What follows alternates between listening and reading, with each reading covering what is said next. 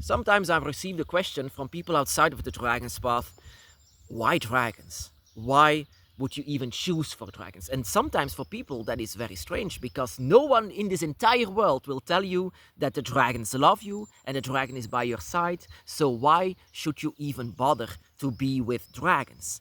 Because there is something that a lot of people don't understand. There is some kind of a calling within ourselves. And that is what I want to say, that this is not really a choice that we are making. We are accepting dragons. But the dragons are choosing us. The dragons are choosing us to be by our side. And we just have to make the decision if we want to let them in. And that is what I did 20 years ago. I let them in, even though everyone said how strange it was that I would accept the dragon, that I would submit to the dragon gods, and that I mean, I'm a human. Why should I even bother to worship a dragon? Well, my brothers and sisters, because I later found out that your soul, your spirit is reaching out for them. And that is why you belong there. That is why you are willing to accept them. That because you are not that different from them. And of course, if I tell this to people outside of the dragon's path, this might seem a little bit crazy. And that is why I keep it for myself. And sometimes I say it to the people like yourself, my brothers and sisters. So I might want to tell you things that you might want to know about the dragon's path or draconic Wicca. That depends how you want to call it.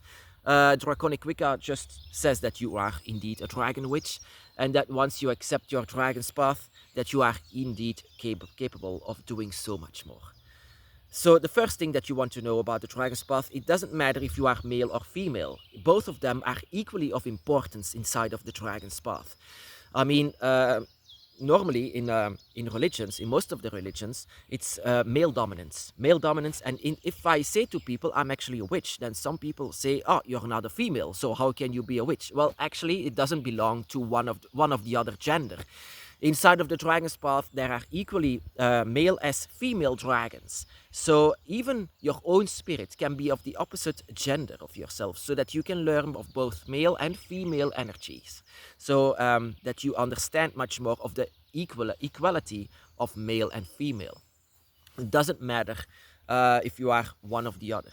You will understand much more of both of them, because it can be, if you are very much a male or a female, that your dragon by your side will be of the opposite gender and gender energy. The second that you might want to know is that the dragon's path is very close to nature, very, very close. The dragons in themselves, the dragon gods, are the elemental gods, you can say. And that is why the dragons are so close to the elements. That is why a lot of people still ask themselves, are dragons fire breathers? Well, dragons can do much more than that. They are much more than just fire breathers. They can also be one with the air, one with the fire, and one with the earth, and one with air, earth, fire, and water, of course. And the dragon gods are the embodiments of that. So one of these dragon gods are very close to you, and it's also very important to know what is the closest element to you. So what kind of a power can you have as a dragon witch?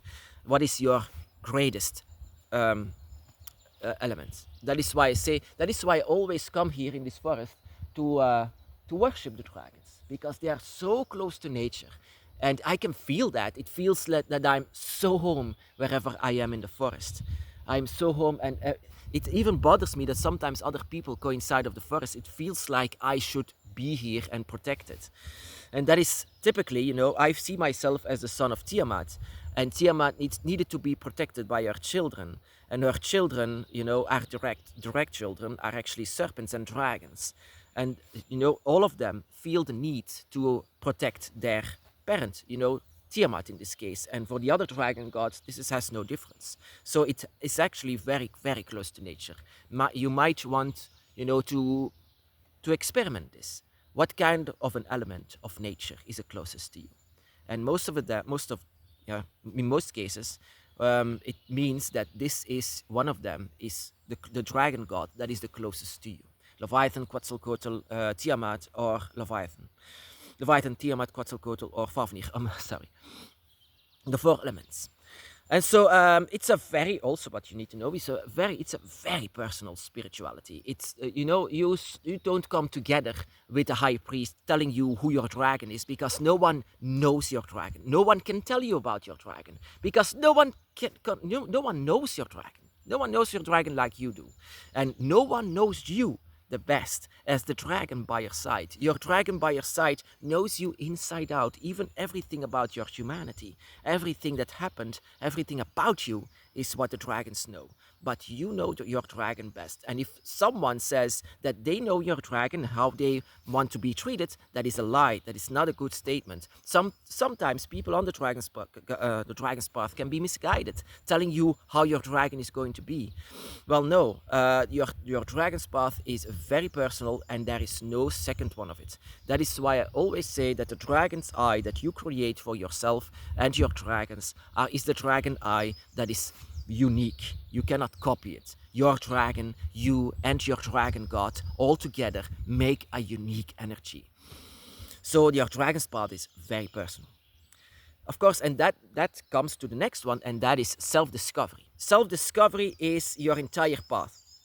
Self-discovery, you might say, I know myself. I don't need to have this self-discovery at all. Well, that is a lie.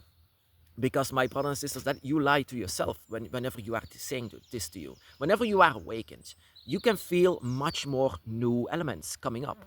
Things that you don't understand. Things that is one big chaos. Whenever you are awakened on the dragon's path and you know there is a dragon by your side, there is so much that you don't know about your own self. Things that you might also want to push away, like I did. Once I could feel my own dragon spirit, I pushed it away. I pushed it away so much because of the things that I felt about the negative emotions that I had about humanity. And that is why I pushed it away. I pushed it so much away that my dragon was very angry all the time that I did that I forced myself not to feel it. So self-discovery, it's very important on the dragon's path. It's the meaning of our dragon's path is to know who we are, to know and what kind of a direction that you are going as well. So self-discovery is also a part of the dragon's path. Of course, and the next one is that you might want to see more than humans, and that is a big one with me, because I'm sorry about the bee, but see more than humans is what when you feel your own draconic self, you might not feel human all the time, but you see humans all the time, and your behavior can so much be different than the majority of humans, so that it can be easily be difficult to understand your own self, your draconic self, because you see humans everywhere. I see them doing the baddest things, the darkest things, and humans don't see any problems in this, because it always has been. It's a human thing to do, and you might want to say, that is disgusting, that is bad. So if sometimes when people come here in my forest and cut all of the trees and they say it's for profit, it's for money, I see it disgusting, because that is my home. That is, you see, and that is why I can see much more than just humans. Humans see only themselves. If you see all the gods that they worship, you see Jesus and Muhammad and whatever, they are all humans. I worship those who are not human, and that is also why I became a vegan, because I just see much more than humans. I see the disgusting things that they are doing. I see sometimes the good things that they are doing, but in majority, it's the worst things. And sometimes I have to force myself to not feel all of these bad emotions, because I can see much more than humans in this world. I can see the animals, I can see the trees, I can see the beauty of nature, but sometimes people don't see this anymore. So inside of your dragon's path, you might want to see much more than just human in this world, because you are not that much of a human anymore once you are awakened on the dragon's path. You look like it, you sound like it, but inside of your heart and inside of your spirit, there is much more than human. And you see this outside of your eyes, inside of your eyes. Of course, the dragon's path is also a kind of a god worship. It's a god worship from paganism. We are pagans, my brothers and sisters. It comes from the old times, the ancient times, Babylonia or Mexico or ancient Scandinavia. It's from long before, all of these religions from now. The dragons used to be worshipped and respected by humanity, early humanity. But it's still going to be a god worship that we are doing. Not the kind of worship that is very well known inside of religions. We are worshipping gods because we love them, simply because we love them. Nobody told us, and that is what seems so strange about humans with our spirituality, that no one told us that these gods need to be worshipped, or else. No one told us this, but still we are worshipping them as some kind of a parent, as friends, or it feels that we worship them because it feels that we are missing something inside of our lives. Just this gigantic hug from someone or something that has created the earth itself. In my case, that is of Tiamat, the goddess, that is one with the earth and one with the waters. I worship her because I love her. And I can feel her everywhere where I go. Every single where that I go, I can feel Tiamat. And I love her for that. So it's a worship, yeah, but it's not a submission. It's not that you are saying, I need to do this. No. When you are worshipping the gods, you want to do this out of love and out of desire for the dragons. Of course, and another thing about the Dragon's Path, it's that it's one gigantic puzzle. It's going to be chaos. You don't know what to do. In the beginning of my path, everything was dark. I didn't know what to do. Even to this day, 20 years later, there are still so many things that I don't know where I should go. That is the interesting part of the Dragon's Path, of course.